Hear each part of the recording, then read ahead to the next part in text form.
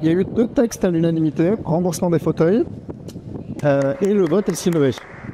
On a pu à se lever pour voter. C'est pas mal quand même. Alors on pourrait se dire que c'était une victoire facile, mais nos amis sénateurs ne l'ont pas adopté. Donc on voit que c'était pas si simple que ça quand même. Moi, je trouve que la loi fin de vie, comme c'est une belle victoire. C'est la première fois qu'il y a un vote de l'Assemblée nationale là-dessus. C'est un nouveau droit, c'est fort. Moi, je l'attendais depuis très longtemps, ce droit. Et je pense qu'il y a plein de personnes qui l'attendaient depuis très longtemps. Mais mine de rien, on a porté de belles victoires. Hein. L'épiphace, le consentement. Non, il y a eu de belles choses. Hein. C'est difficile de choisir.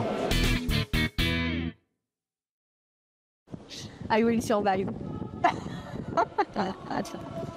Pour moi, j'aime bien écouter Bachung, je dirais résident de la République. Parce qu'il faut quand même qu'on y réside et qu'on la fasse vivre. Ok. À qui on donne ça hein? Le groupe UDR avec M. Ciotti vient de proposer une loi demandant à ce que Marine Le Pen échappe à la loi de la République. Ouais. C'était quand même bien honte. Elle, pour le coup, c'est pas une résidente de la République. C'est pas une résidente de la République. On a quand même notre Premier ministre pour l'ensemble de son œuvre. Ah, Betaram. Ouais. Et pour l'ensemble de son œuvre, ouais. Je suis d'accord. Ouais. Prix spécial. Prix spécial, on peut lui mettre un prix du jury. On a bien aussi à la ministre de l'Agriculture qui crée nos cancers Oui. de demain. Oui. Merci à vous. Ils sont nombreux, hein? On peut faire un groupe? On peut faire un regroupement? Vas-y. Moi, je pense qu'Annie Genevard, quand même, cette année, elle m'a... C'est le choix. Ouais, Genevard, oui, on veut qu'elle parte. Bon, Retailleau, oui, on veut bien qu'il parte aussi. Bon, Darmanin, c'est une constante. Retailleau, ça me semble assez... Bayrou, hein, quand même, ouais. Oui, on met Bayrou aussi. Moi, j'ai envie de faire une mesure groupée. Oui, on fait une mesure groupée. On en envoie plusieurs. On garde qui, en fait? C'est plus compliqué, ça, tu vois, déjà. On garde qui? Manuel Valls. Non, c'était une blague, on ne le pas.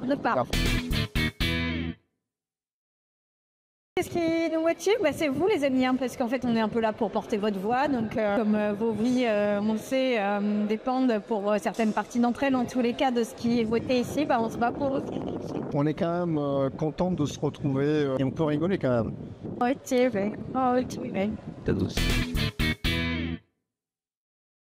Moi, le moment le plus émouvant, c'est quand j'ai appris que Marine Le Pen était née. C'était émouvant de joie. En fait, moi, ça a été à retardement. Quand on travaille sur le texte des fauteuils, ça faisait 2 ans que j'étais dessus.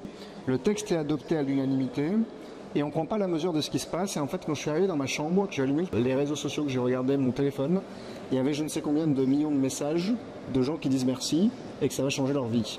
Et là, on voit à quoi ça sert, les combats qu'on mène là.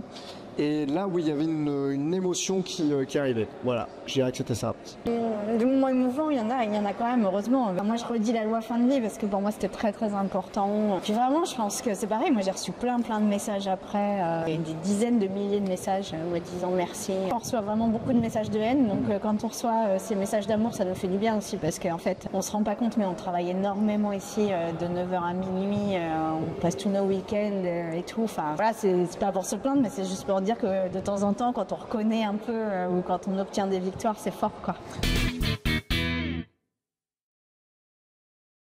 Moi, je veux vraiment poursuivre sur la santé mentale et sur la psychiatrie parce qu'en fait, les Français vont pas bien et ce dont je m'aperçois, c'est qu'en écolo, on parle beaucoup d'effondrement de la biodiversité, mais en fait, j'ai acquis la conviction que le premier effondrement, ce sera un effondrement démocratique et de santé. C'est-à-dire qu'en fait, c'est notre santé mentale qui va commencer par s'effondrer et elle est en train de s'effondrer chez les jeunes.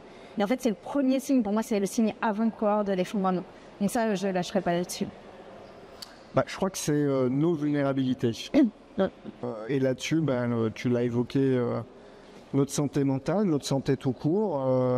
Moi, je vois sur la question du handicap et avec la mission d'évaluation là, sur la loi du 11 février 2005, on voit que la question de nos vulnérabilités, mais comment on pense aussi le vieillissement de la population, et puis celle de notre planète, celle de la biodiversité. Je crois que c'est le grand combat et le lien en commun, c'est la question de nos vulnérabilités et de comment on les protège. Clap de fin, et maintenant on danse. Motive.